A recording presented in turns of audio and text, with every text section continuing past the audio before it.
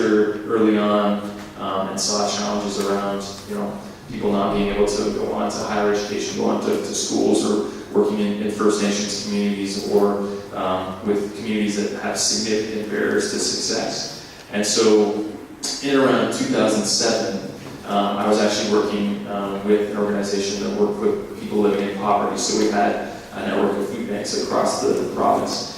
And there were 350,000 people going to food banks every month. We're going through waiting room after waiting room, and had so much pressure put on our services, while also working with government on how do you invest to be able to tackle the problem of poverty and inequality. I just realized that we couldn't do that alone. There's no way that providing people with a can of food or a few more dollars extra a month was actually going to move the yardsticks. And so realized, okay, well, what do you need to do about that? Change business and change how people invest. So they're going to put money in affordable housing, they're going to put money in companies that are going to provide supports and training for people to succeed.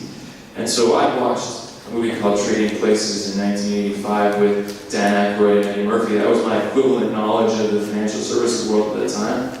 And so I thought, okay, well, I'll write a paper on this. And so I did, and then a bunch of other people got behind the idea, who were a lot smarter, and brought partners together. So again, bringing partners in government, in the community sector, and in business to be able to make it happen. So so the motivation is, if there is a problem, do something about it. You have a responsibility to do that, and then bring those partners behind to be able to assist. Yeah, exactly. I think it was a really good point that we all dream of making impact in society, right? That it's really hard for individual to change the world. It actually requires like collective action to make such change, right? So yeah, thanks for sharing that. And the next question is more related to your entire career journey. So I observed that many of your career journey is not really a straight line, and it's more of a zigzag, right? What I call as a non-linear career path. So I would like to start from Audrey again, because you definitely have an unusual career path. You have like such diverse experience in different continents and different sectors. So what's your perception of non-linear career path? Do you think it's going to become a social norm for millennials? Well, my family just thinks I can't decide what I want to do. Which may be true, but I don't think of it that way. I think my career path has always been what interests me right now, and what do I want to learn. And when I feel I've learned enough in that area, then I find something new. And for a long time, it looked like maybe this isn't going to add up to anything, but actually what I think it has allowed me is an ability to see any one problem from many different perspectives. And then that multi-perspectivity has allowed me to see things that others cannot. The opportunities as well as the challenges. So is this going to become the norm? I do think so. Are you familiar with the World Economic Forum? So the World Economic Forum is looking at what are the skills that are required to succeed in the 21st century economy. And they're saying that the skills that are used today, that have been taught today, are ones around that are more traditional, or actually have roots in the old factory workers. You have to be able to show up on time, you need to be able to listen to instructions, you need to follow a set of directions, you need to have some technical skills, and so on. But now in the 21st century economy, people are going in and out of entrepreneurship. Nobody works in one place for 40 years anymore, which means that we constantly have to reinvent ourselves. So I do think that the nonlinear career is, absolutely, it is actually probably the norm now, but the narrative is still, it's changing. But until recently, people thought you just try to get a career in one company and then get a promotion to go maybe to another company and then career. So what about Adam? So yeah, I have a long non-linear career as well. I wanted to be a high school teacher first, geography and history, and then I got involved in community organizations, and then now in finance. And so I think when you think about the experience that is going to be valuable for you getting into the workforce, I think one is if you can get so-called cross-sectoral experience, right? So if you have opportunities to work in government, in the corporate sector, in the community sector, that makes you much more powerful and have much more capability to engage in change. because if you have experience, in government, with business and the community sector, you can do so much more in order to be able to achieve an impact.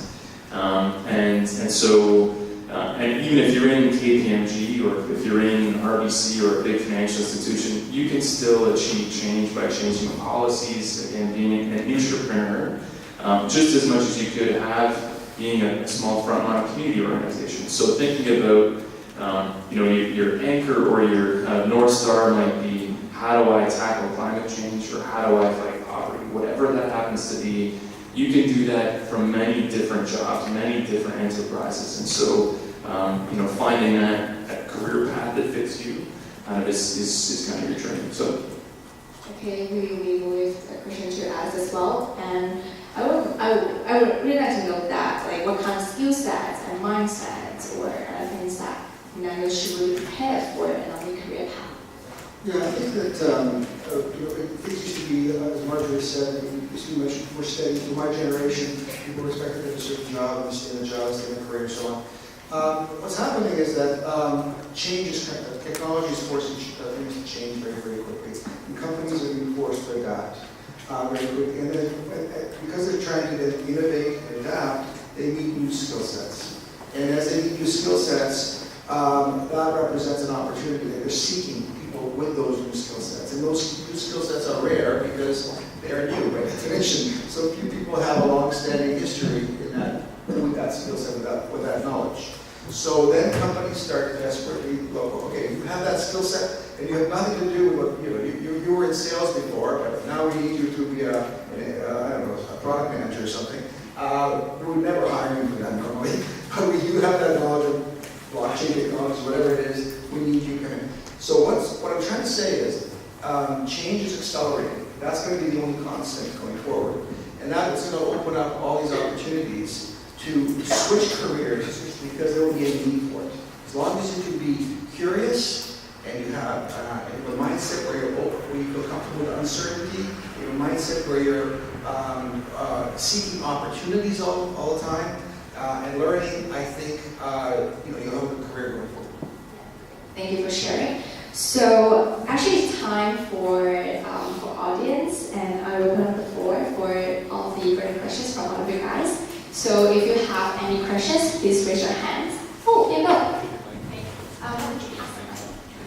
Please, can you pass the mic to that gentleman? Could you raise your hand again? You can actually take my mic, please.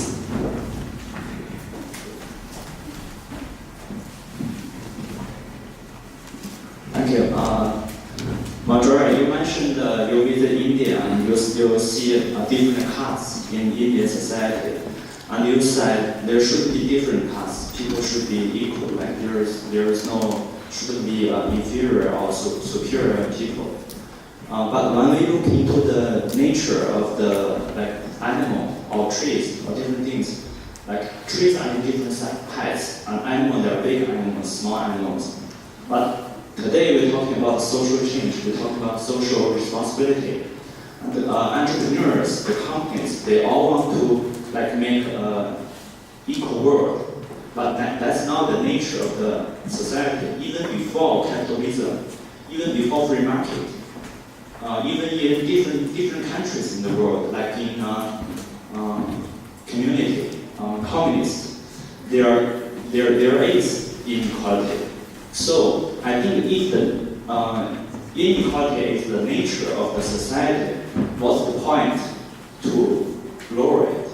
Like we work so hard for the people poorer get richer, but there are always people who have more resources and we cannot change it. Even today, you guys, and you want to change the world, and you want to make a better future, you have more resources. That's why you are doing it. So when people have limited resources, they cannot do it. So if that's the nature of the thing, what's the point? That's my question. Do you want to rephrase this? No, I understand this question, and I think this question is actually profoundly important. So, I grew up in, as you know, in the United States, and I always thought money is dirty, capitalism, dirty, I don't like any of it. And then I lived in China, in Wuhan, for 2 years, in 1996 to 1998. time when China was just beginning to experiment with market economy. And I learned everything about communist China and the revolution and everything, and I realized, capitalism isn't all so bad. Maybe I like capitalism more than I thought, right? And so, but I also could see there are certain things about communism that I really liked. And I would say that my career has been around how do we reconcile the two? Is there a way to have a certain kind of equality and equality of opportunity, at the same time we also have prosperity? And I think it would take us too long for me to explain, but I do think that there is this third thing